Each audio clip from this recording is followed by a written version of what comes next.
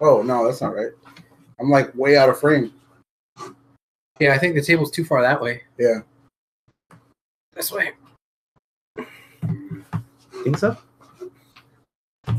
Something's going on. Yeah, something's like not right. We're like cramped in here. I think it's too close. Yeah, push it back. Oh, yeah, that's way up in front of the wall. That looks fine. What? I'm not sure what just came out of me. You pessimistic? Very pessimistic. I used the word like the next day at work too. No. Oh wait, no, yeah. It says stop broadcasting. Oh, I did. Live. Oh, so this has been live this entire time? Oh yeah. Great. Woo! Oh.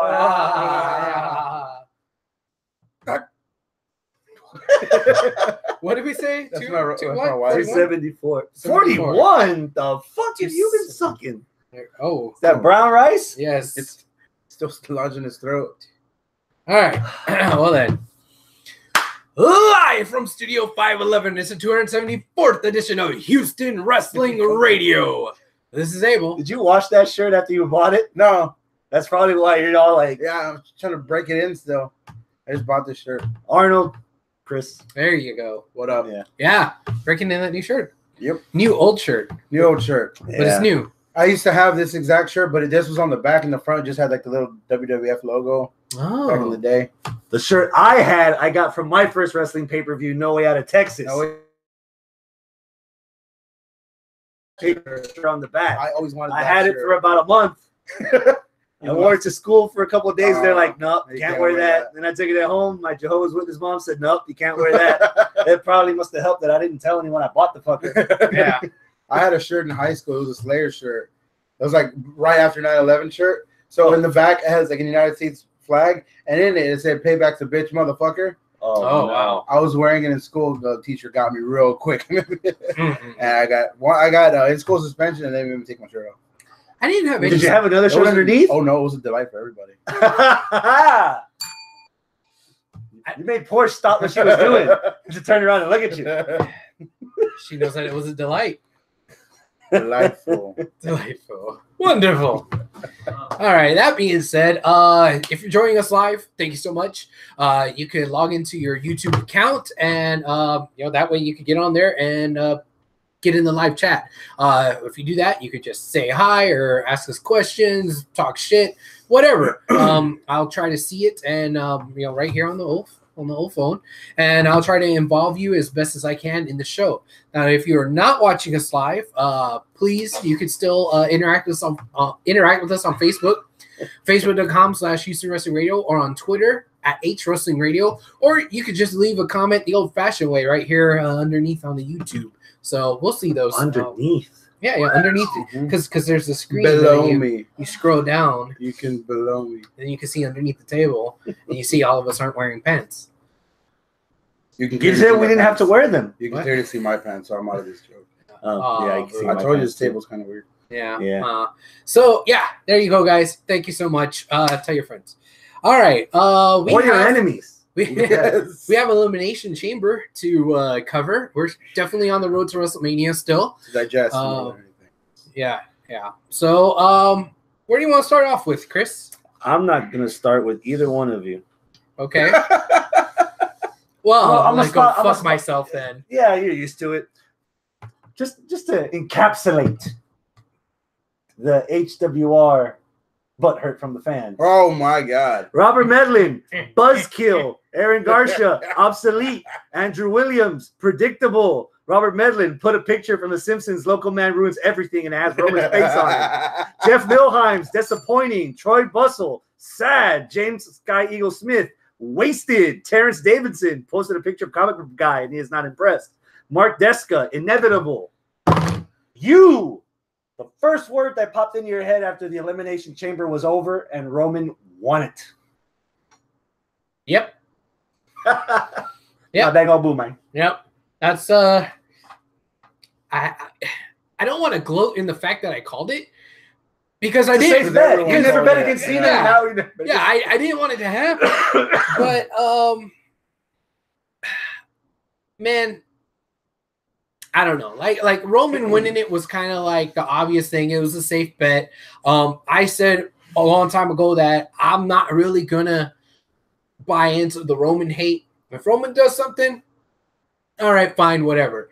I'm not really too enamored with the Universal title anyway. I'm not really too enamored with Brock Lesnar anyway. So if that's going to be at Mania, so be it. Why not?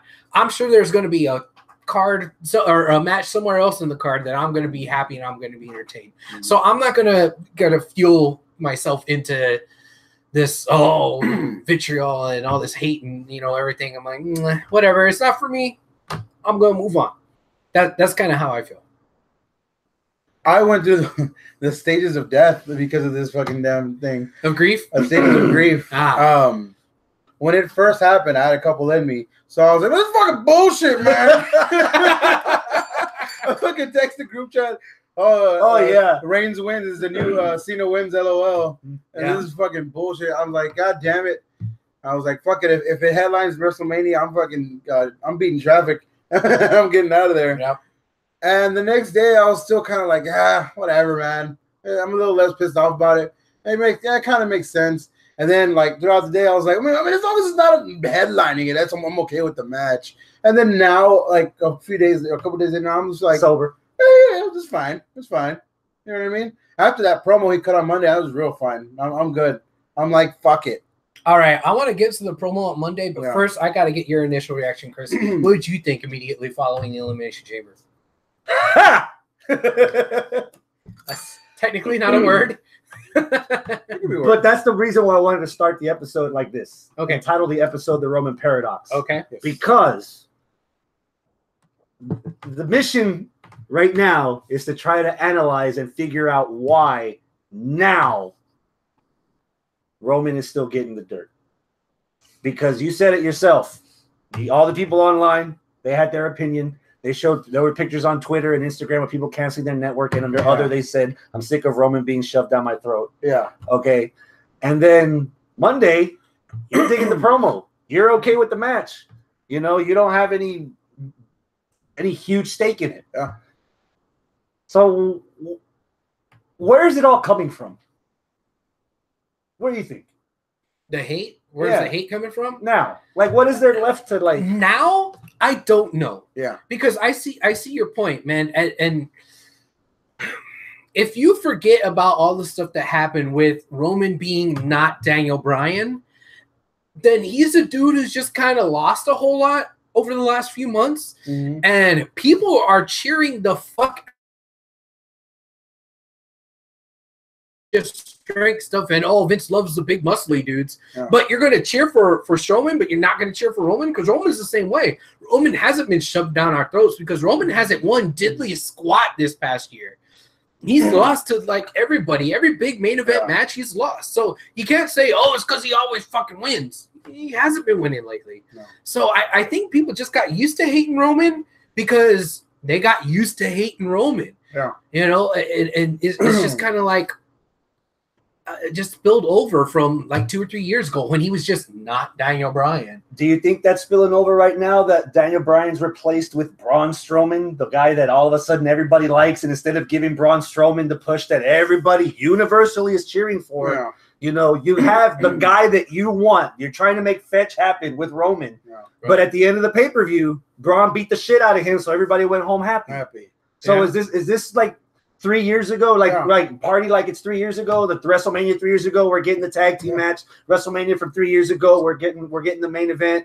The WrestleMania from and now Daniel Bryan is out. Braun Strowman's in as the new hot flavor of the week or the month, and they're still trying to make Roman happen. What I said in the chat was going to happen at WrestleMania is Braun Strowman is going to have to fight Triple H in the first match and beat him, then go into the triple third match with Batista and Randy Orton and beat him with the Yes Lock. Yes. That's how Braun Strowman's going to win the championship. Yes. Okay. Yeah. They're doing the same shit, but we're consuming it. So it's the same shit. But I also want to draw another very similar parallel that happened, from the promo.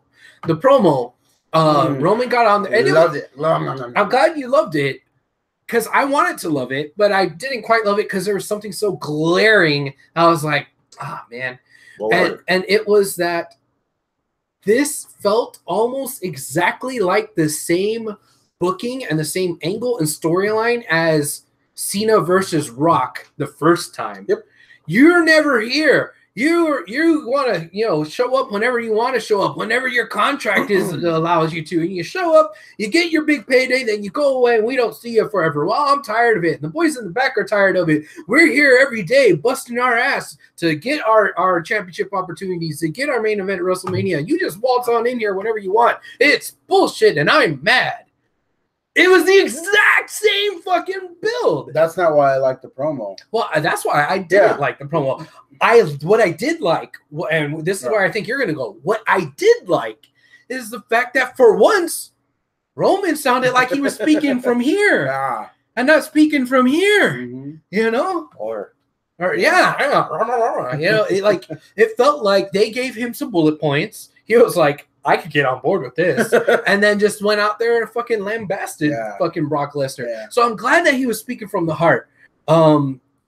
It's just the angle and it's kind of whatever. But yeah, that was the part that was like, okay, as he was talking about it, first thing I could think of is Cena wearing a shirt that says like the champ is here and having the belt right here. You know what I mean? Like I could feel that's already like the shit that he was going. Yeah, I'm like, okay, cool, that's fine. And I just started thinking because Brock Lesnar or Dana White cleverly posted that picture during Elimination Chamber, I think. Yeah. Of him and Brock Lesnar hanging out in, with the UFC shirt.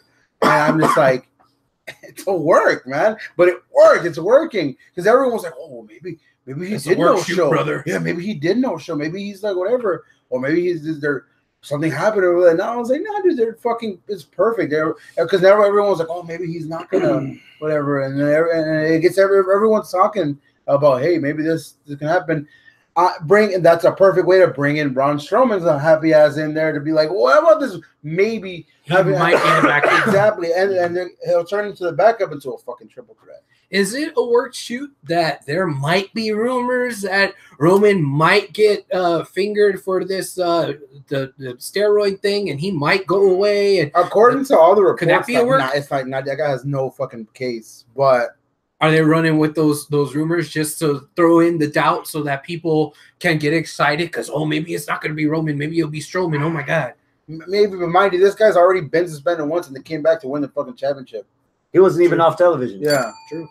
So, I don't think so. I just think they're kind of working with all three moving pieces, and they're working with all of them. The Brock Lesnar contract situation, everyone looks like, it looks like he's going to UFC, but we got this last year. And then at the last minute, he's like, I'm coming back to WWE. You know what I mean? We have. He was going to go to UFC, back to UFC. And then you have the Braun Strowman thing of everyone. That's who we want. That's who we want. That's who I want. That's who you want. That's who my mom wants. That's who everyone wants to fucking to be at WrestleMania. And then Roman, that's who Vince wants. So we'll see what ends up prevailing or not. I'm all for it. As far as the Elimination Chamber, everyone I think besides the Miz had a really good place to shine. Everyone had a moment that I was like, oh fuck yeah. Seth Rollins is like my favorite wrestler right now, just like current. He's like the shit. About fucking Finn Balor. He was having a good time there, bluing it up, and everybody, Elias, everything he was doing. This song goes out to me. I can't wait to hear it. Oh my god! Oh god! I lost it when he said that. It was awesome. It was a fun match. It was cool. Miz got his ass whooped by fucking Braun in the match, and it was solid, man. I like where they're going with that. I'm intrigued, and I'm not bored. I'm just kind of like, yeah, fuck it. So you enjoyed the match itself? Entertain me, yeah. All right. What about you? Did you enjoy the Elimination Chamber match itself? The men's Elimination Chamber? Up to the point that it was the final two. Okay. In the moment, I was like, man, what a great way to put over the fact that you have somebody that's worthy of a rematch with Brock Lesnar by going through the entire chamber. Yeah. No, they're going to give it to the one guy that pinned the other guy that blew everyone else out of the chamber.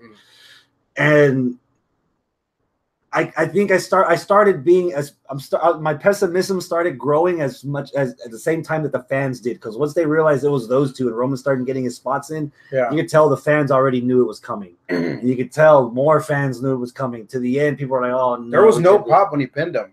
There was no pop. Yeah, there was no. It was like okay. There was more of a pop when Strowman beat the shit out of him out there. Yeah. So they know what I think they know what they're doing. They're not stupid. Yeah. They play stupid to get us mad and talking, but they know what they're doing. I enjoyed that show as well. Strowman killing everybody was cool, but what I really liked was Strowman taking everybody's finisher and kicking out sometimes at one. Yeah. And I bought if Strowman had one, I would have bought hook, line, and sinker. Strowman is ready for Brock. Yeah. Even though he's already faced and lost to Brock twice. Yeah. One time one-on-one, one time in the meat soup match. Yeah. You know, I would have still forgot about all that and been like, this is the guy who's actually going to beat Brock Lesnar finally. Yeah. You know, I think it is time that somebody beats Brock. And if it needs to be Roman, so be it. Because I think other people can beat Roman more convincingly, more easily, and more realistically than anybody else. This is playing exactly how Vince wants it to play, because we're okay with Roman Reigns winning the title, and we're going to be happy too, because the title is going to be on TV every week. We're going to have matches for that title. We're going to have other players. You know, Finn Balor hasn't got his opportunity for the rematch just because Lesnar's never there.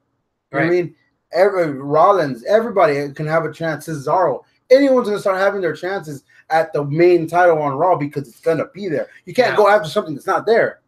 And I think that leads into at least what I'm thinking. I don't know if you guys have other hot takes, but what I'm thinking leads to the title of our show tonight, the Roman Paradox. Because on the one hand, it's Roman. So you don't want to cheer him. You don't like him, whatever, this and that. But on the other hand, it'd be really, really nice to have him beat Brock Lesnar so that we have the Universal title on TV for a weekly basis and actually make it into the title that Vince thought it should have been, which would have been bigger than the WWE title, which right now it's not. No. But maybe Roman getting that victory and bringing it back home and saying see you later to Brock Lesnar will kind of free up creative to be more creative. Because right now for the last year and a half, there's been no creativity when it comes to the Universal title. It's Brock shows up, he beats somebody's ass, he goes away for 2 months, and then he shows up again and beats somebody's ass, and that's it. I mean, there was glimmers of hope with Joe. There was glimmers of hope with Strowman, but at the end of the day, the go-home show before those pay-per-views was about as good as it got, where we're like, this guy might actually beat Brock. But then it's like, nah, fuck. I was stupid for thinking, of course, he was going to beat Brock. Come on, man. And even then, it was like our hope only got so high before it was dashed. But if you get that monkey off of the creative's back of we have to make sure this guy wins all the goddamn time, that's going to be a good thing. And if it's Roman, great. So that Roman can win all the goddamn time. Yeah. But I don't think it's foregone conclusion, though. They've done it. They've made it this obvious. Stronger than Brock. He'll be the next Cena. Yeah.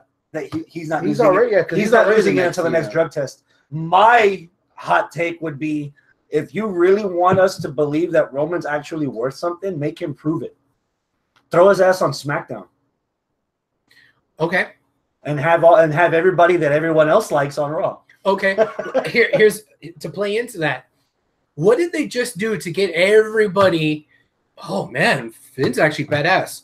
Hour-long show at the Royal Rumble. What did they do to? Oh man, Seth is pretty good. Hour-long match on Raw. What did they do with Strowman?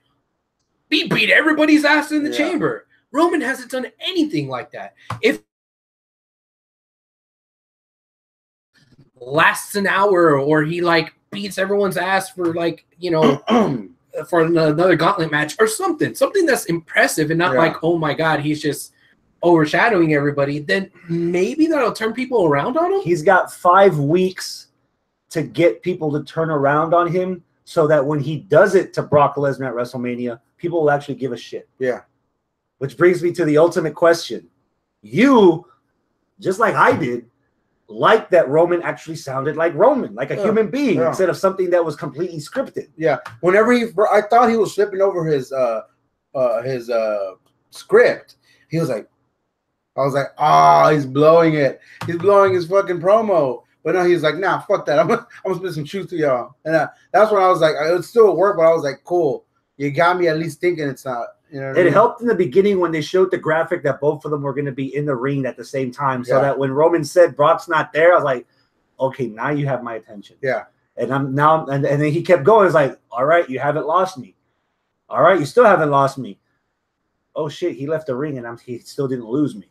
Mm-hmm. That's a good start. Yeah. Mm-hmm. You got 5 more weeks. Yeah.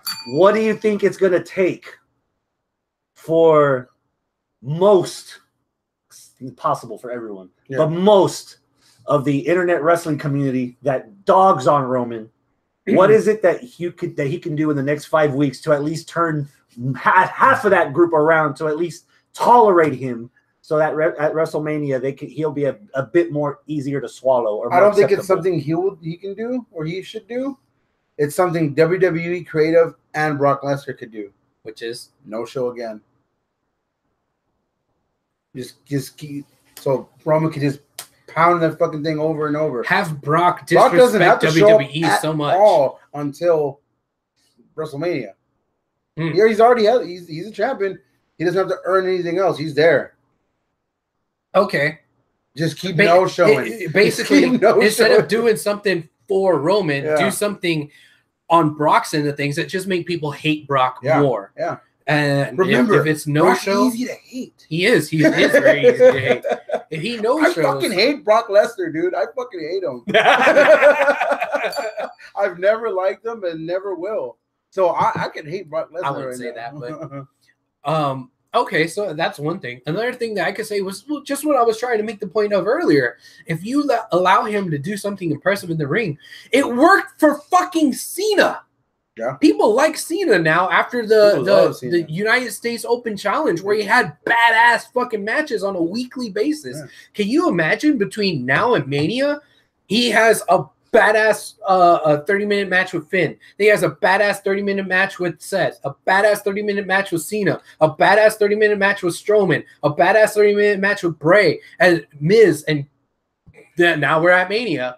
That's not going to fix the problem, because the wrestling community that dislikes him are going to further think that they're burying the competition. Yeah. So I'm leaning towards Arnold's idea that you instead of trying to make Roman the lovable guy, make Brock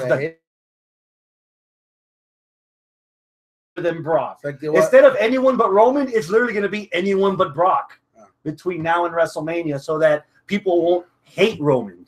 They might not like Roman, but at least they won't hate him. And you're halfway there.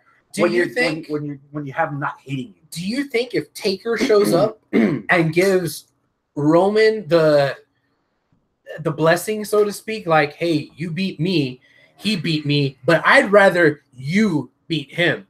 Like, do you think that'll tick the needle on you? Because Daniel Bryan tried giving Roman the blessing after they had the #1 contenders after Fastlane a few years ago when Roman went to the title match. Even Daniel Bryan's blessing on Raw in front of the national audience. No, that didn't work. The Rock blessing him after the Royal Rumble. That didn't work. Undertaker, and that goes back to, again, the mindset of the internet wrestling fan. They're not going to look at Undertaker and saying, oh, man, Undertaker's making Roman look cool. Undertaker saying Roman is cool. No, I'm going to be looking at it as an internet wrestling fan saying, oh, man, that's another fucker that Roman Reigns got rid of that I would have rather wanted to see than Roman. And then also the internet wrestling fan could say, oh, that's not Taker saying that. That's Vince putting the puppet hand up Taker's ass to go out there and say it. Yeah, I guess so. What I would have gone one step further, if they would have known, like the week before, that if the pay-per-view had, and if Roman were actually to go up to the UFC building and bang on the door asking for Brock, are you busy sitting on Dana's lap, or you want to come out here and get some of this? literally throw it at us like, hey, you didn't want to come to Raw, so now I'm here near the Octagon and I still can't find you. Like, what's it gonna take? Like, dude, like, again, go back to make Brock the asshole instead of make Roman the hero. You make Brock the asshole, and if you do things like that, where it's just those two, where he's like, all right, who do you hate more, Brock or Roman? Yeah. And the scales are going to tip if you do stuff like that. Like Steve Austin fighting in a grocery store against Booker T. Steve Austin throwing the belt into the river. Steve Austin showing up in a monster truck. You didn't need anybody else to put Austin over. What he was doing as an anti-hero, which we tend to forget sometimes. Roman Reigns was the bad guy that everybody just wanted to like. Yep.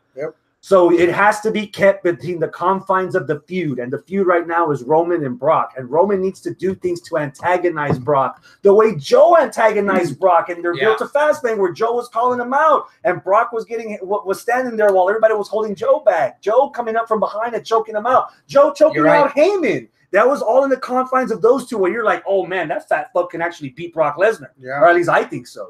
So it needs to be Roman antagonizing Lesnar to the point that Lesnar where he loses the belt. And it's more believable that Roman actually beat him rather than the committee or somebody saying, you know what, this is why we're going to give it to him because he took out a 45 F5s. Yeah. You know? Okay.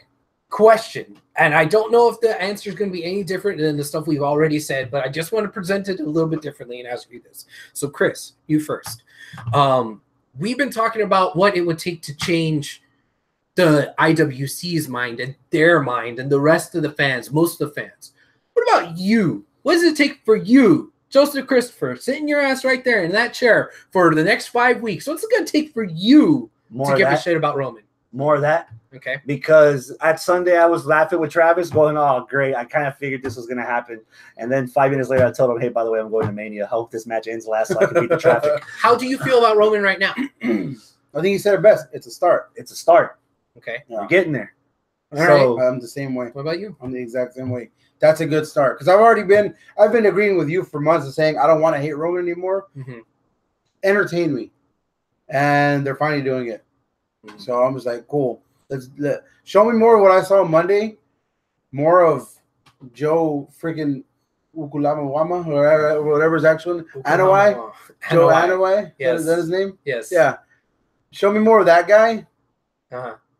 Little less Samoan Rain. Yeah. All right. And then let's see what they got. I think I'm there with you guys too, except on my pie chart, those pieces will be a little bit smaller, and there's to make room for. I want to see Roman do more in ring than what we normally see out of Roman. You know, Superman. We punch, never got spear. that from Cena. Yes, we did. Yeah, we did get that from Cena. Hurricane Rana, Springboard Stunner, the top rope leg drop. Code Red. Yeah. Code Red. Yeah. No, you know what? Throw something in there for Roman. If Roman does different things here and there where it's not, oh, it's just a Samoan. Yeah, you need to make it look more believable. I would go back one step further and do, again, keeping it with Lesnar versus Roman, but actually bring something to the table that he can't run from. You know, because everybody's like, oh man, the destroyer, the eater of the conqueror, Brock Lesnar. Yeah. Well, you know what? They're focusing that Roman never beat Brock.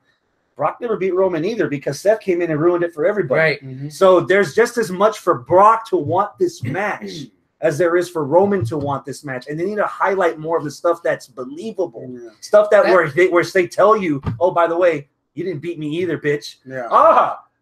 That makes fucking sense. Last week when I told y'all this is why I want Seth Rollins, and y'all were like, oh yeah. Exactly. Just give me facts that I can to help me back up Roman's points. Be like, motherfucker, guy. Well, if Roman's like, you never beat me, and that's just like, I'm sorry, what? I'm counting my money. I've never beat. I don't care. Look how much money I have. Yeah. Yeah, he doesn't care. Yeah. We kind of veered away from it, but I just kind of wanted to throw this out there because this little nugget.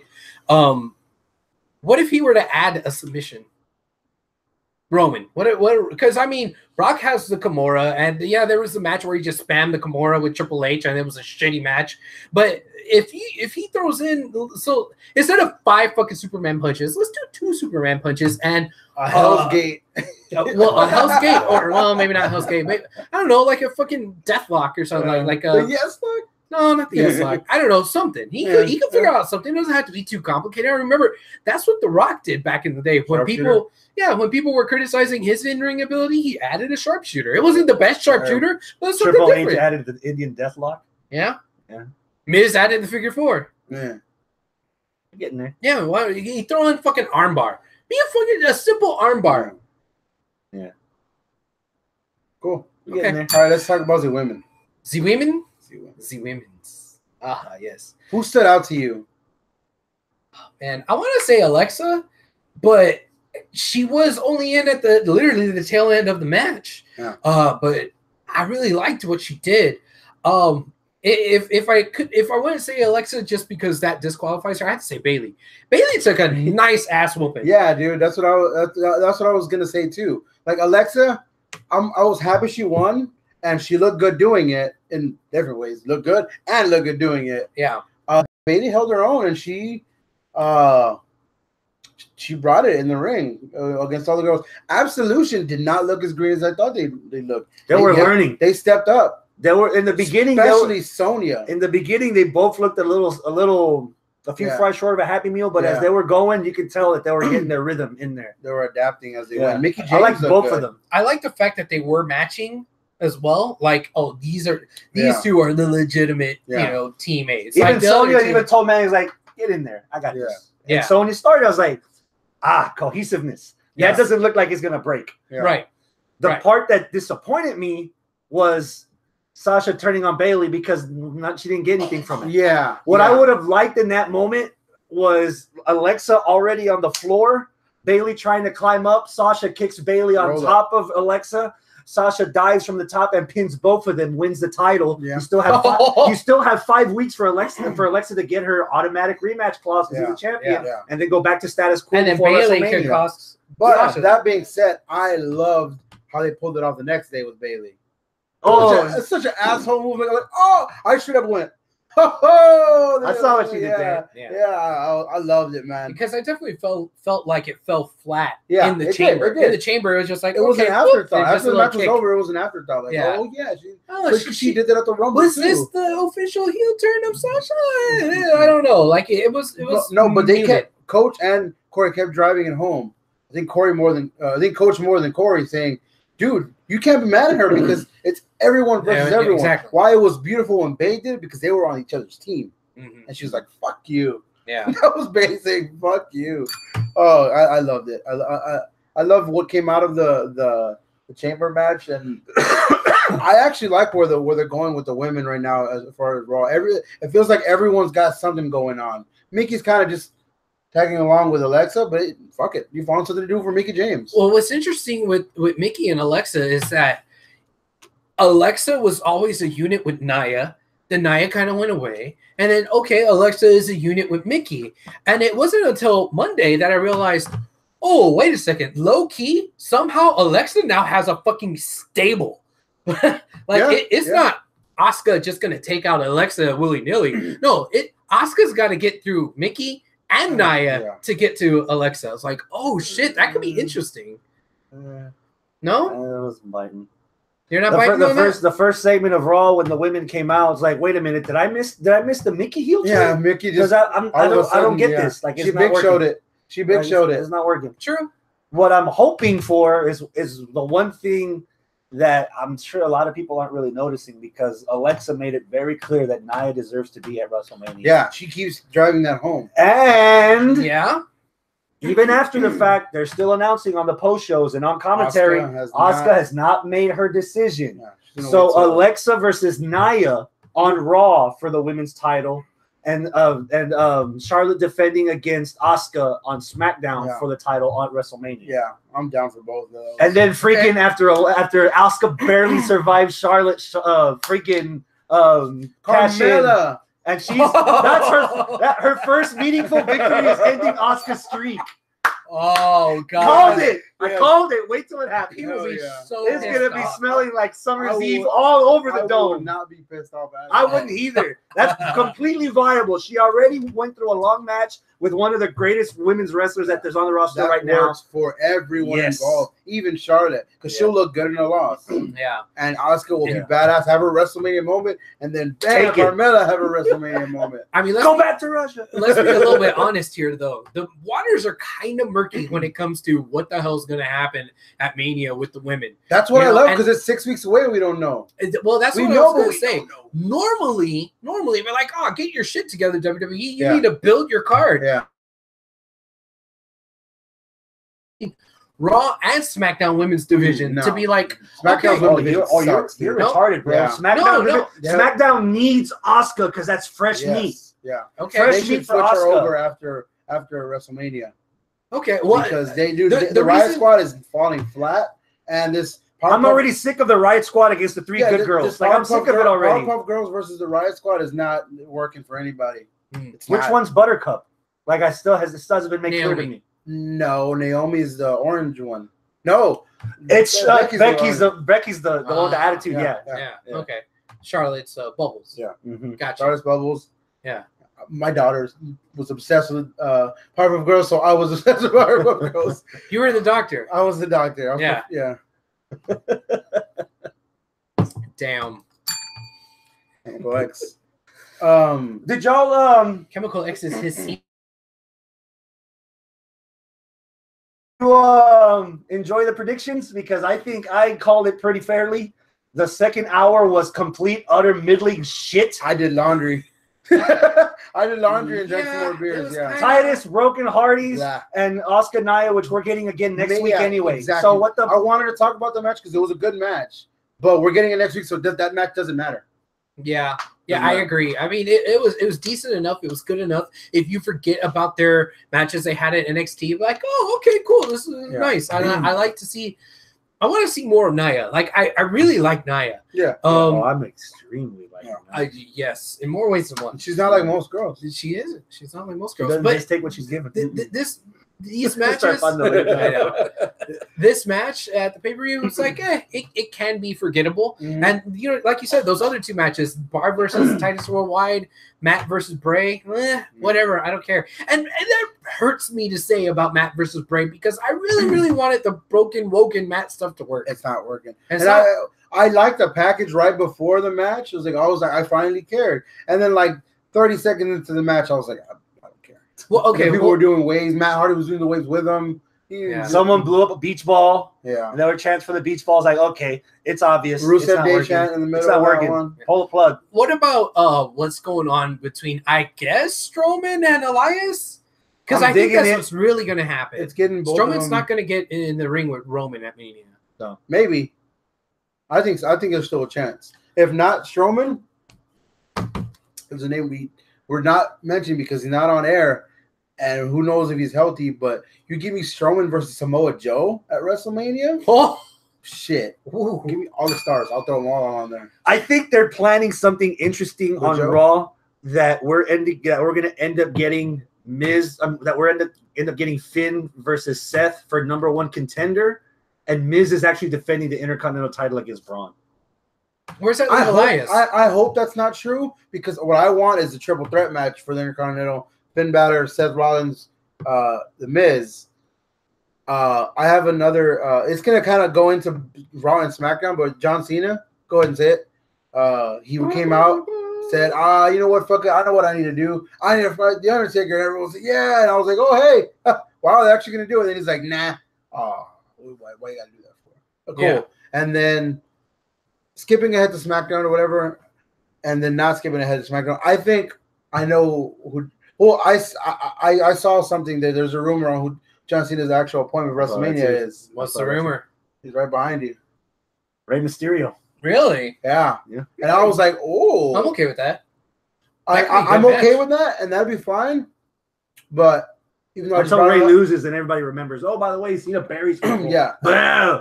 Or what I will hope is a thing they started right before the Rumble and then his foot fell off. Samoa Joe versus John Cena at WrestleMania. Well, you're just sprinkling Joe everywhere, aren't you? He finally passes the torch. I love Joe. He took my torch. I know. He's running with it. Yeah. Your Joe Tiki stick over here. The torch. No, I want Rusev against everybody. Does that sound familiar? Hold on, let me check. Is that going to be on Rusev Day? Holy I fuck, think it it's on does fall every on day of the Rusev fall. Fuck. I think it does fall. I on never Rusev even Day. noticed Rusev that. Day. It's on Rusev Day. They took my idea. Remember when I did that? Yeah, Joe Mania. Because Roman Reigns is also Joe, so fuck it. Yeah, Joe Mania. Joe's all over that. I see. What else are we talking about? Finn versus Seth? So which was the better match? Miz versus Finn? Miz versus Seth? I'll go ahead and answer with my match of the week pick. Ooh! Seth Rollins versus The Miz. That match was fucking bam. Ooh, it was good. Wow, It was condensed. It was a condensed in a tight little box, and it got me good because it left me wanting. Did that Rob Van Dam style fucking frog splash from where it was like from here all the way From over like to there? the popcorn stand? Yeah, dude, Yeah. that was fucking solid. Solid. I was like, as soon as he landed, I out loud, I was like, Seth Rollins is my favorite wrestler right now. I just uttered that out loud to myself. And Until I was you like, injure somebody again. yeah, until you turns his other ACL. No, dude, yeah, that match was fucking good. The Miz looked really, really good in the match too. Man, there's a point. I wish I could remember exactly what happened, but he kind of like did like or Seth was like kind of like dead weighting himself, and then Miz said, "Fuck, no, I'm DDTing you anyway." Yeah. The commentator said it that Seth was trying to block it. Yeah, and yeah. Miz just went, fuck you. Yeah, he just bam, dude. It made Miz look so good, and Seth is just the bomb. Yeah, that was my match of the week. That was after the match was over, I was like, okay, currently match of the week pick SmackDown, and I watch NXT last every single week. So SmackDown and Gargano and Almas have to beat that, and they didn't. So we'll get to that. We'll get to that. Wow, I need to go back and rewatch that Miz match because you being the Miz mark. I don't know. Maybe I just didn't pay enough attention to it. Maybe I should. Yeah, because it wasn't even on my radar. Yeah, but yeah, the Balor match, it was that. Okay. You know what just popped up on my radar? What? I don't think we settled match of the week from last week. Did we all agree that Seth versus Cena was the match of the week? Did we? No. I know that was my pick. I think you Did had we your have? No, you had your cruiserweights. Did I? Yeah, one of the cruiserweight matches was your favorite. Okay. Okay, just making sure. Yeah. All right. Thought we had that covered. Oh. Okay. Is that it from Raw? Are we done with Raw? No, Almost. No. We're forgetting the main event. Nah. So, we got Brock because he's a homegrown dude, former heavyweight champion, went to UFC, busted ass, came back. You think Brock brought any casuals with him? You think Brock brought any UFC fans with him? He may have. Maybe a little. Or is the cash cow now with Ronda? Man, even then, I don't think it is. Oh, we didn't talk about Ronda at all. That's why I said main We're event. about That was to. the main event. Yeah. I honestly don't think that's a big. I hate saying it, but I don't think that's a big of a deal as the WWE wants to be. Is it because she lost those two matches? Yes, that's solely why. Because I love Ronda Rousey. Mm-hmm. I just see her now, and every time I see her, I see that. Yeah. I see it. I'm just like, I can't unsee her face getting fucking shell shocked. Yeah. I don't know because I'm not a UFC fan, so that's a hard question for me to answer. But I hope it does because who doesn't want more fans of wrestling? You know? For sure. But as far as I'm concerned, as far as I care, the stuff with Kurt was kind of dumb. Kurt is not good right now, dude. Kinda dumb. It was bad. It was bad. The stuff at the chamber was stupid. Yeah. But I liked where it was going. It just was not executed. I understand what they were trying to do. Yeah. They were trying to do Derpy Kurt, where it was like, well, hey, didn't you just say this? Like, shut up, Kurt. Mm-hmm. But like he said way too much to even it be kind of derpy. Yeah. But he said it to And where they tried to cover like, up the next day. It didn't work, man. It just it was bad. Yeah. It was bad. It was terrible. But I think Monday's segment was good, and I think Ronda's getting more and more comfortable. This is 2 times, but she's getting more comfortable behind that mic. I was gonna say that because Sunday, I like Ronda Rousey. Yeah. I've watched a lot of her fights. It only took about 13 minutes of my life to watch all of Ronda Rousey's fights. Yeah. For her, even now, for people that don't know, up. She gets emotional. She doesn't want to talk about it. She thought about suicide for a while after the first loss to Holly Holm because her world came crashing down. And then after Amanda Nunes, which by the way happened in the same arena. Her second loss to Amanda Nunes happened in the same arena at the T-Mobile Arena in Las Vegas. So for her to be there in that moment, actually getting a crowd pop in that moment, I could give her a bit of a break, even though she claims to be a wrestling fan. She has Roddy Piper's old jacket, the blessing from the family. She's been watching wrestling. She should already know that the crowd likes to go for themselves, and she needs to. And she failed damn near miserably on Sunday. Oh man, that was part of the failure of the entire execution. Was that Ronda's facial expressions and Ronda's timing on the mic? She saved it a couple of times by being herself, being off script. But as soon as she went back to, I need to get back to bullet point C, I'm fucked. Monday was a lot better, a hell of a lot better. It was progress because she felt more. Crowd, she felt more comfortable on the microphone, and she actually did something that we remember of her doing as wrestling fans, not of MMA fans, just wrestling in general. 3 years ago, WrestleMania 31, Ronda whooped Triple H, flipped them over. Last Monday, Ronda flipped Triple H on the fucking table. Okay, now I remember why I like her. What I really did like about what had happened was more or less the outcome and a few of the details in between. One big fucking detail that I'm so happy about is that they're running with the story of saying that she didn't want to be handed a title opportunity. She wants to have a regular contract, work regular dates like any other wrestler on the roster, and earn a spot. So no, I don't want a title match at Mania. Just give me a contract and I'll earn everything that I keep. I fucking love that because that squashed completely all of the rumors of, it's going to be Asuka versus Rousey or Rousey versus Charlotte or Charlotte versus Alexa or whatever. Less David Arquette and Karl Malone, more Mike Mazan in 2006. Okay, that's fair. Yeah. Now the execution of the talking is the biggest hurdle for everybody. Yeah. Did she improve from Sunday to Monday? I agree that she did improve from Sunday to Monday. I totally agree with that. I think she improved from the first time we saw her at Rumble to Sunday. So she just pointed. She pointed, and even then she did it like six times. But there was a thing after it went off the air. I guess I don't know if it was just on a post show or something. And that interview was terrible. It was Kalisto style. Yeah, it was really bad. But she made up for it by actually being at ringside with the fans for a good 10 or 15 minutes after all that, signing autographs, taking selfies, talking about getting Dragon Ball. I want to bring up something here, and I wish Randy was awake and sitting on the couch to help me with this, because Randy's the one who researched this and found all this out about Ronda. Apparently, she had some sort of like, it wasn't a speech impediment, but more of a mental block, and it was an actual. Porsche, do you remember what the word was? What? It began with an A. It began with an A? Okay, I don't remember what the condition was called, but she had a condition where it was just extreme fear of speaking. Just speaking altogether, not in front of a crowd, just speaking to anybody. And one of the things that got her over it was she wanted a specific John Cena doll from a Toys R Us when she was younger, and she had to. It was supposed to be there. She's like really young. She's like 20 something. No, you're looking at the wrong end of that coin, dude.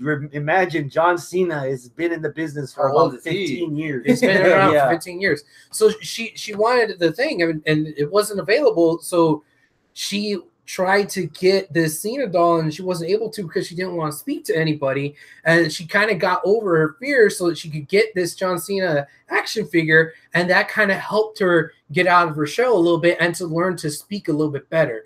And I mean, Randy can tell the story better than I can because, like I said, she's the one who researched it. But after seeing that and seeing that story, I was like, okay, I kind of get it. She went from being almost completely fucking mute to where she's at now, speaking in front of everybody on national fucking TV. I have to be a little impressed, and I might be willing to give her a bit of a pass. At this point, yeah, you are, 10, 15 years removed from this condition or whatever, but honey, you got to learn. If you're going to be in show business, you got to be there. That's verbal apraxia. Apraxia, there you go. So apraxia. Her problem isn't going to be, I don't think her problem is speaking because she had no problem talking to Joe Rogan after every knockout about describing what happened in the fight and what she was looking for, what was the weakness, and what was going on. She could talk on the microphone. She can answer questions. Yeah. She was on Ellen. She was talking about her whole kerfuffle about life after knockouts. But it's people tend to forget athletes are not always actors. She is playing a character. She has a script that she has to either memorize or at least the bullet points. So that's going to be work in progress that she will get if not just storyline wise, but in reality, if she's that willing to earn her spot, if she's going to be traveling on the road with these girls or traveling with some of the guys that she knows that know how to talk, that can break down something to look for, break down things that you want to talk, say, ways you want to articulate, things you want to get across, certain faces that you make after enunciating certain things to get your point across that you are not lost when you're talking. You know, and that's what she's gonna get. As far as in ring, I tagged Houston Wrestling Radio, and I don't know if you guys saw it in the actual it's like a sparring session / kind of like a demo, like a demo that they were doing. They were like adding in shit that they would do in an actual match. Dude, she looks crisp. She looks like, and that's really what's going to be the selling point with Ronda Rousey if she's that good, because we kind of give Asuka a pass for her promos because she doesn't speak the language, but god damn, she's good in the fucking ring. So with Ronda being, not that great at promos, they gotta sell her on the fact that god damn, she's good in the ring, but we don't know yet, so she kind of has to. It's gonna take time because remember, guys, before Rusev Day, Rusev was shitty on the mic. And he was in NXT. Yeah. So he was supposed to get all that rust off. So it takes time. He has to find something that works and has to work doubly badass. It's the Abraham Quintanilla speech from the movie Selena. Yeah, to be just whiter than the white people and more Mexican than the Mexicans. It's exhausting. Randy did say in the live chat, aphasia, that's what it's called. It's not that she didn't want to speak, she couldn't. Her brain couldn't form ideas into words. It's a neurological condition. It's obviously gotten better over time, but it doesn't fully go away. Yeah. So there you go. So she needs to be a Paul Heyman girl. Yeah, and you know what? That'll fucking work 100% because, he's the advocate. Easy to make the transition to the former UFC girl, Ronda Rousey. That'd be perfect. It's too perfect. Usos, New Day, Bludgeon Brothers, man. SmackDown, go. Segment of the week, dude. That segment was so good. It started, the New Day's day started badly. A little segment backstage with Breezango and Josh Duhamel, where they were doing hey, you're not a detective. The whole thing goes funny. But they were talking about how, they were doing a documentary on Biggie. And Biggie's like, yeah, me. No, not you, Biggie. Not you, Big E. Biggie Smalls. Yeah. So that's how that started. It was stupid. Yeah, it was funny. It was stupid. So I was like, okay, they're still silly. They came out. They were doing their all, whatever. It was like, okay, cool. And then Usos came out and said, hold up, man. Let's be serious for a minute. And then he would just straight, bam, we did this. And something that I did not know. I know they beat the Dudleys on the pre-show match in Dallas. But other than that, I did not know they've never had a WrestleMania match. Yeah. And I love that they refer to themselves as dressing up all colorful and all that shit, being the New Day before the New Day was a New Day, basically. Yeah. Trying to be, but they were like, whatever, just annoying about it. I kind of like the fact that they were being kind of real. It was all work. Yeah, no. That's why I like the promo, because Big E got real. Yeah. He's like, no. We've been here. We've been here for 5 years. No one's knocked us out. We're right here, and we're here. We busted ours, and it's not because of our daddies. You know what I mean? Like, when he said that, I was like, "Ooh, it's getting good." And it was just, man, it was about to come to. We're like, okay, you know what? They're the match that we keep saying I don't want to see anymore, but I want to see it again. Fight forever. But now they added the perfect little thing. Okay. The Bludgeon Brothers. That's what sealed it for me. They came in like Kane, old school Kane style, like bam, huh? And then That's what did it for me. They all agrees, like, you know what? I'm not fucking with those big ass hammers. Yeah. While they were having a good promo, while they were being real with each other, still there was a little bit in the back of my mind of, all right, we've kind of seen this to death. Yeah. And yeah, there might be a little bit of, well, every time they have a match, it's good kind of thing. But man, it's not going to be as exciting as it would be if it was something new. Even though I know it's going to be good. But then when the Bludgeon Brothers came out and they teased again, they're not saying that they're fighting the Bludgeon Brothers at Mania. The Bludgeon Brothers are just kind of like happen to show up when they're out there and they happen to have a match.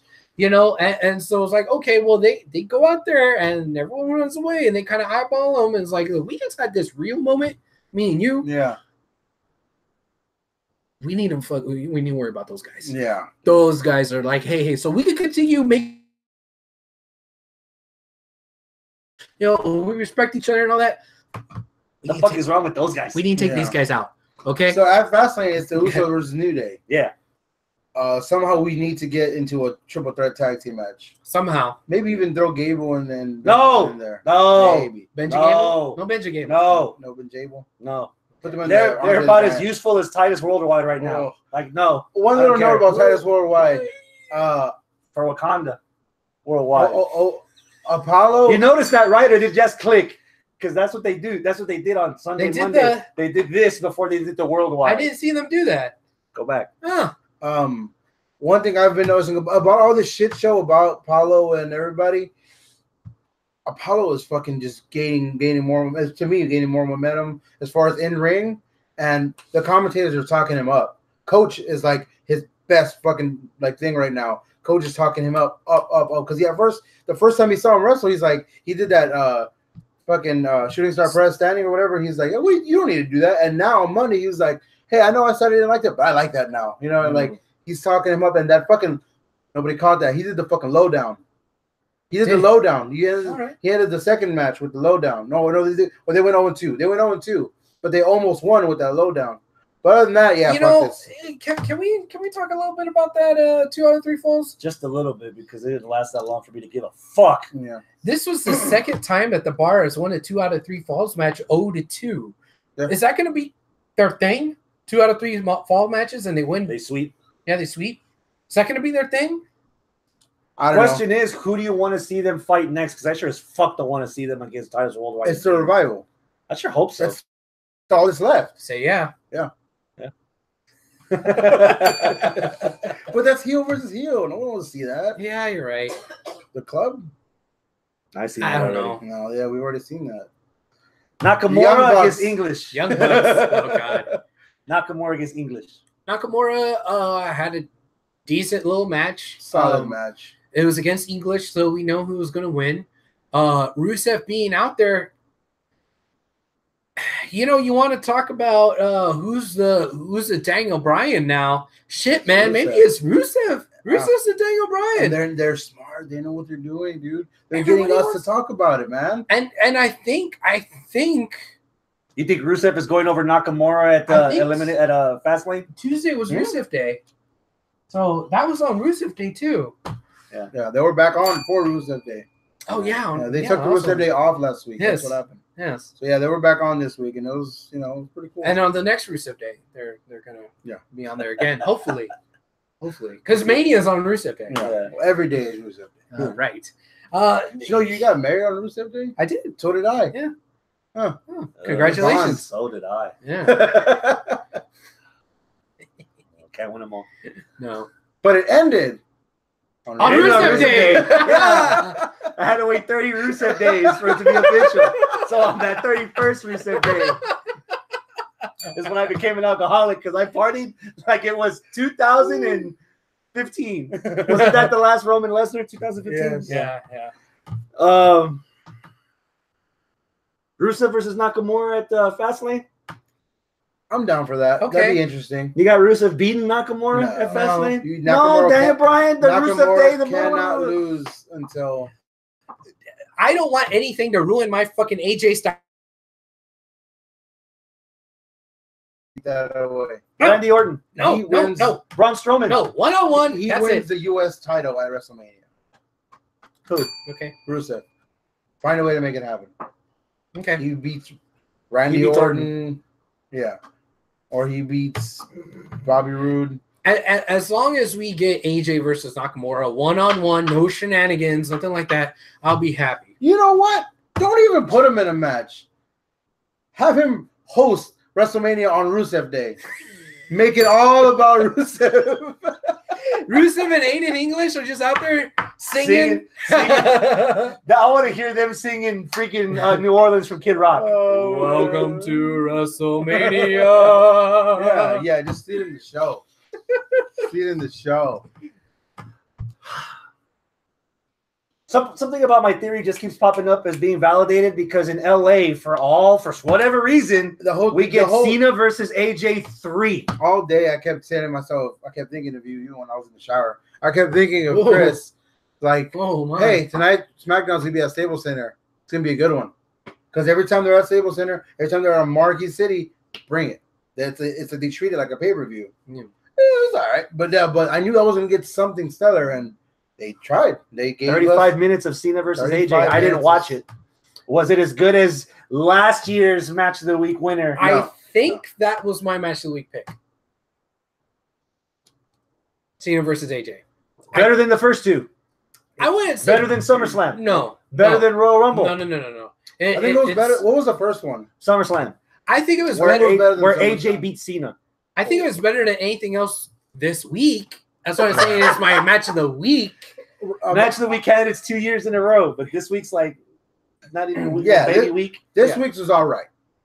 It was all right. Yeah, it was a solid like 8 out of 10. Was the crowd into it? Crowd was kind of. Did you not watch this match? I didn't watch. Oh, you son of a bitch! The crowd was kind of into it. They weren't really that into it.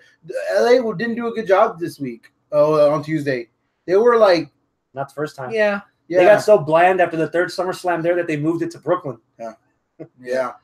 So Cena's in this match now. Yeah. They advertised them months ago when they sold these tickets that Cena was going to be actually on the show. Really? So I kind of already knew that one way or another Cena was going to be on this match, and they played it perfectly. Cena so it's looking for a road to Mania, so he's taking the road. Right. Well, hold on here.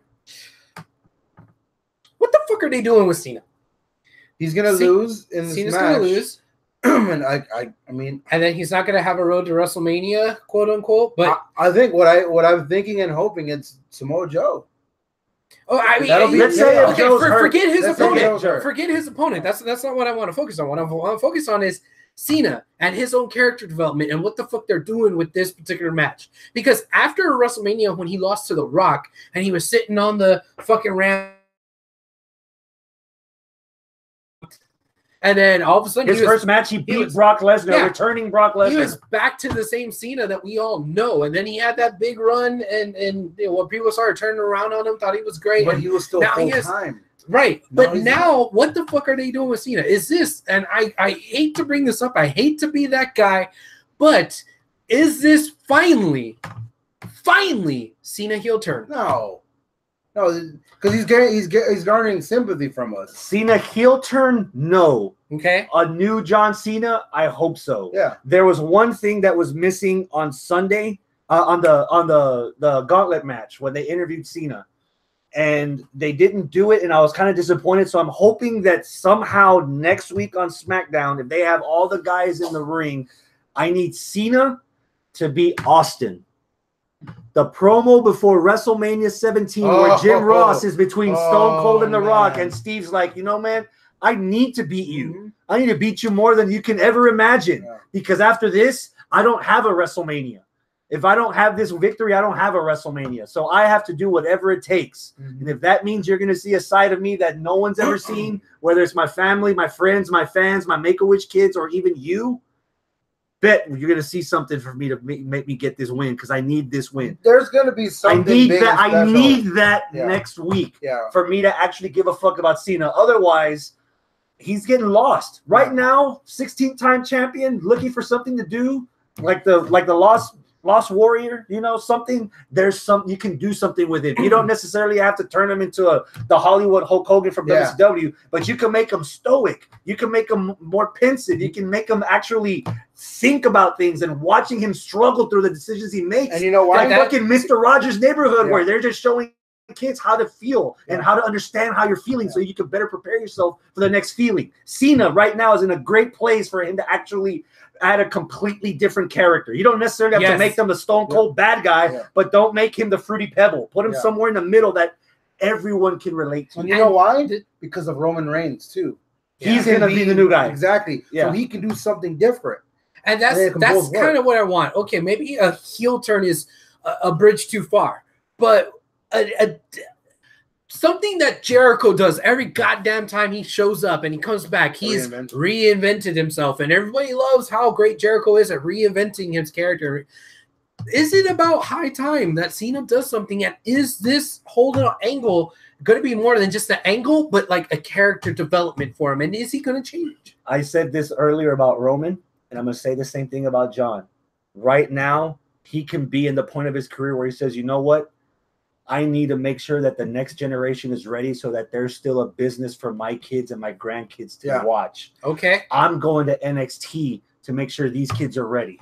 And have Cena in NXT. Imagine a takeover co-headlining with Cena against your next indie guy that could be the future of the company.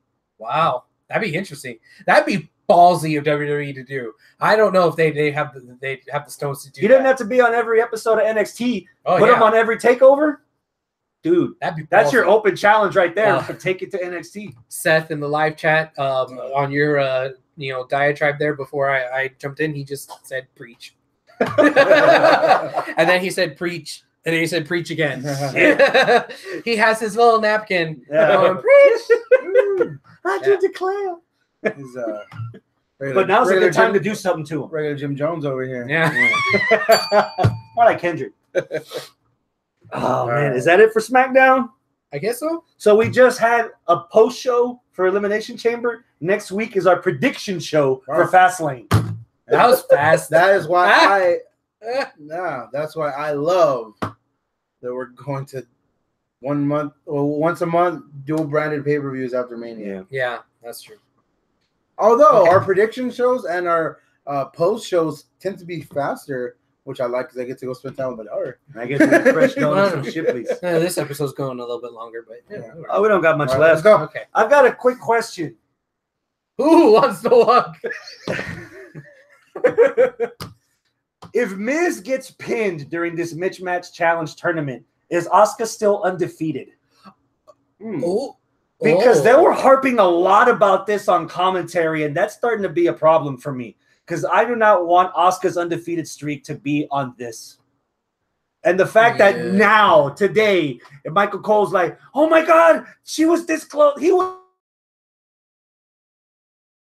could have lost her streak after that pinfall or whatever. Like that's how they were spinning it? Because I didn't watch it. Thursday, it'll be on the network. Watch it and listen to the commentary. It left a sour taste in my mouth that they're actually contemplating that Asuka, like if she loses in this tag team match, even if she's not the one taking the fall, her undefeated streak is over. It's technically it's not untrue. She herself has not been pinned or submitted. Just so like she hasn't been beaten. Just like Aleister Black. That's what they did with Samoa Joe because he lost in that triple threat match that everybody talks about in TNA. But after that, he's never been pinned or submitted. Yeah. And they continued with that for like another 6 months. Just like Aleister Black. Yeah. Maybe, but dude, I wouldn't like it. I wouldn't like it. I wouldn't like it. But it's good to be technically right. That's the best kind of right. When does this tournament end? Like right before Mania. 4 weeks, yeah. Yeah, right before Mania. No, she needs to win this tournament. Okay. 205. Not live. So is it just called 205? 205 taped? Why? Because they film it before SmackDown. Did they? Yeah, because they do the mixed match live after SmackDown. And then after the mixed match, they go right air 205 live.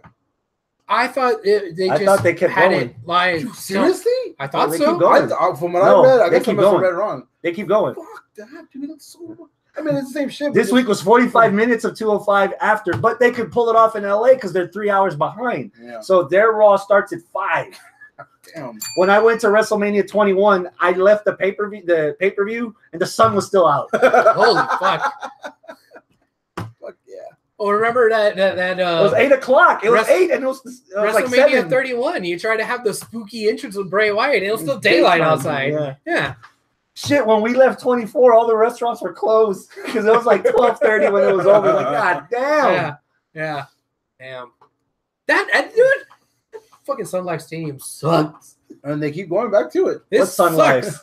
Orlando? Yeah, Orlando. The Citrus Bowl. Well, now it's the Sun Camping Life World Stadium. Stadium. Whatever. Now they changed the name 3 No, times. the bigger problem is that they're thinking about actually having WrestleMania next year back at MetLife. Yeah, it was freaking freezing out there. People, I had friends that went. They had heaters on the posts. Yeah. So that the air could waft into the ring because it was that cold. I think it's like confirmed already. It needs. I think what is it?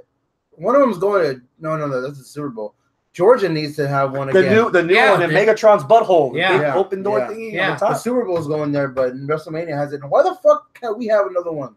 It's been like fucking almost 10 years. We're used to. Fuck Dallas. Yeah. All right. 205 Live.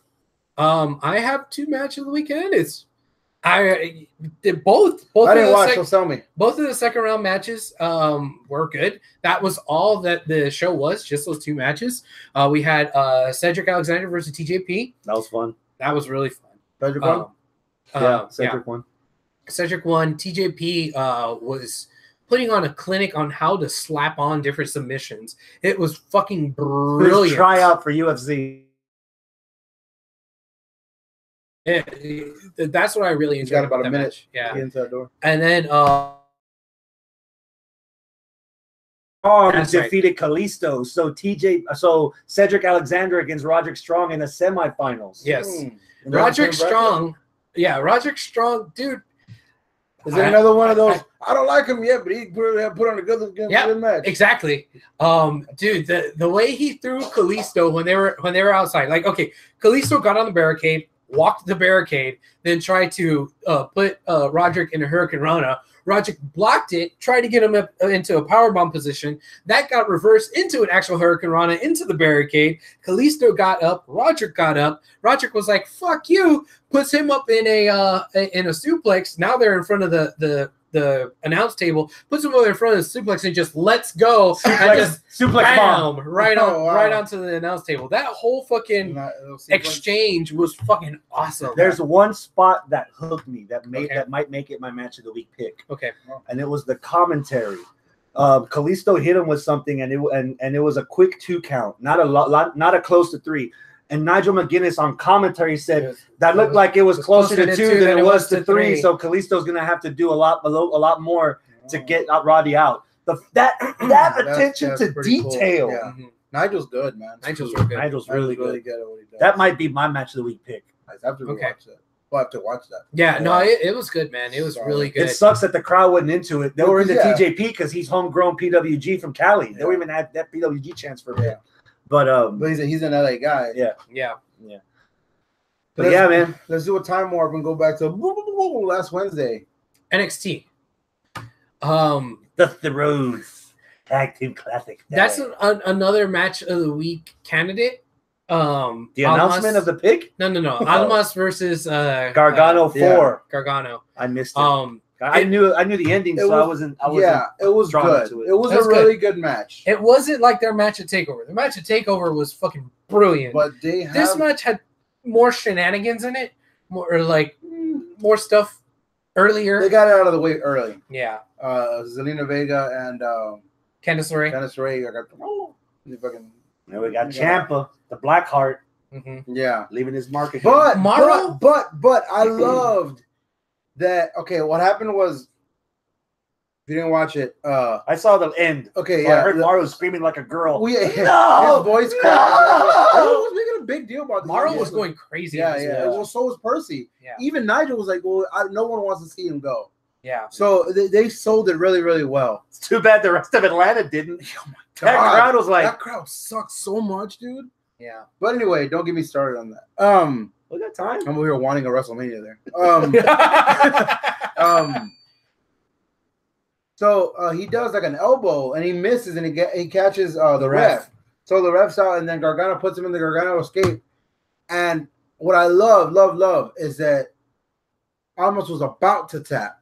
Meaning even if he would have tapped and the referee would have seen it, somebody could still say, "Oh well, he tapped. Oh, that means Gargano should have won." None of that bullshit. Because still, even he was like, oh, I don't want to. And then Ciampa went, boom. And then he limped back. He walked over, but he limped back. So, it's because he has a crutch. Yes. No, because he's gangster like that. Once the job's done, he show up with that strut. Yeah, he's got that pimp limp. Got that gangster walk now. Yes. Thug life. Yeah. Well, yeah, dude. What Gargano and Almas have is chemistry. That somewhere down the road in WWE, I want to see again. Yeah, because for the cruiserweight title, because it's 0-4 against them. Yeah, apparently it's not gonna happen. In NXT because he's out. Bye bye. Now, what does that mean for Gargano? Yeah, for Ciampa and Gargano, because the whole reason why he lost was because Ciampa, attacked him. So naturally, the wrestling booking is okay. Well, you got to have a payoff for that feud. But how are you going to have a payoff for that feud if he's no longer in the brand or in the company? Quote unquote. Well, they've done it before. So our introduction to Sami Zayn on the main roster was the U.S. Open Challenge with Cena, so that fans can be like, you know what, that little guy's kind of a big deal. But it was until the next Royal Rumble where Kevin Owens got rid of AJ Styles and Sami Zayn came out as the next entrant, and the commentary put over that these guys have a history in NXT, before, and as soon as they got in the ring, they were elbowing each other to death. And they put that over well enough that you knew those two guys, I don't think they like each other. And all it takes for either Almas and Gargano or Ciampa and Gargano is that moment where you see them and there's an immediate dislike of one another, and for the commentary to put it over in front of the right crowd, for the crowd to put it over, in Orlando where they had the NXT forever, and you're made. Okay. Just don't beat it to death like you did. Hi. Because my God, I'm thinking shenanigans as far as the cruiserweight tournament. Someone like, takes a bump and wrong, and he has no opponent. Freaking Rebel Heart comes out. Well, they're too far along in that cruiserweight tournament now. They're down to. They have one more bracket than the semis. Yeah. This already aired, so it could be any minute now. Yeah, I guess so. Somebody could take a wrong bump, and then the Rebel Heart plays, and then he's in the tournament. He's in the match at WrestleMania. You think Ciampa's ready to wrestle? Or are you talking about Gargano? Gargano. Because you're calling him Rebel Heart. Rebel Heart is not Gargano. That's his song. That's his song. Oh, okay. Yeah. So he that meant Blackheart. So he joins the Cruiserweight tournament and loses because that's what he does. He's at WrestleMania facing God knows who, Cedric. Oh my God. And then in the middle of the match, freaking Ciampa follows his bitch ass to the WrestleMania. Imagine Gargano down the ramp on the crutches. Oh fuck. He starts walking at the beat as soon as the match starts. Do it slow and have fucking Gargano look over his shoulder every fucking move. And he doesn't do shit. Gargano wins the belt and then Ciampa beats the fuck out of him. It'll be like on Austin Powers where he's coming with the steamroller. He's like, no! And he's like way ahead of you. Deadpool and the Zamboni. You're about to die in 5 minutes. Goddamn. One thing that Morrow said that kind of caught my attention, I don't know if it was just a fuck up. Morrow? Yeah, well, Morrow referred to Ciampa as a Sicilian psychopath. Yeah, that's his deal. That's his moniker. Well, it was his moniker in ROH. That's what he was known. In the Cruiserweight Classic, they still call him a Sicilian psychopath. And he was already on NXT before then. So he has a shirt that says it. That's known. Okay. All right. Yeah. All right. Is that it for NXT?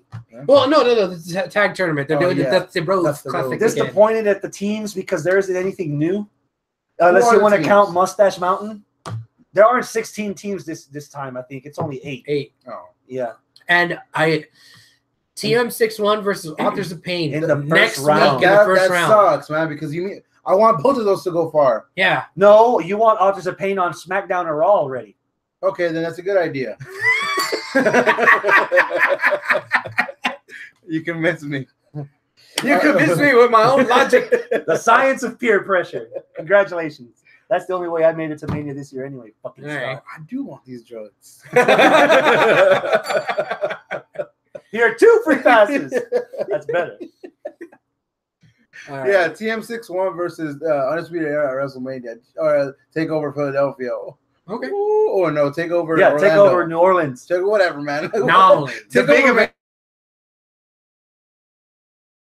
Yeah. The Undisputed Era versus TM61. I'm down. Oh, Yeah, Yeah. this would be right good. in stone. All right. What else, Chris? That's it, man. That's That's it? the whole show. Well, one last thing. Okay. If you in case you needed any further convincing, Oh, hey. I'm going to ask you guys ahead of time. Put it on your DVR, go to somebody's house, stream it illegally, download it illegally. You already have my credentials. You guys need to be watching Strong Style Evolve. When is it? Sunday, March 25th. 2 weeks before WrestleMania. I think I'm free. Oh, it's Rusev Day. Yeah. It falls on It's on Rusev Day. Okay. Yeah.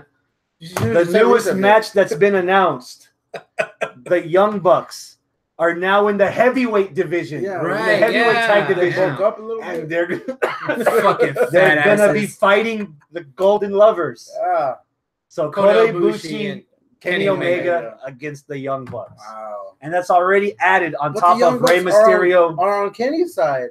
Not yet. Still need time. Have that friction, man. Let No, them what work I'm saying, their things but out they're in the currently ring. still on their same side, right? They're working things out. Okay. No The brotherly Buttercup's love. fine. The Buttercup's Yeah. fine.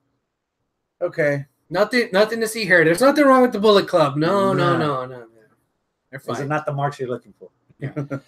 And that's already on top of Jushin Thunder Liger against Rey Mysterio, The mysterious Ooh. who king. could be tuning up for his WrestleMania match against John Cena. If that's what the rumor has. Yeah.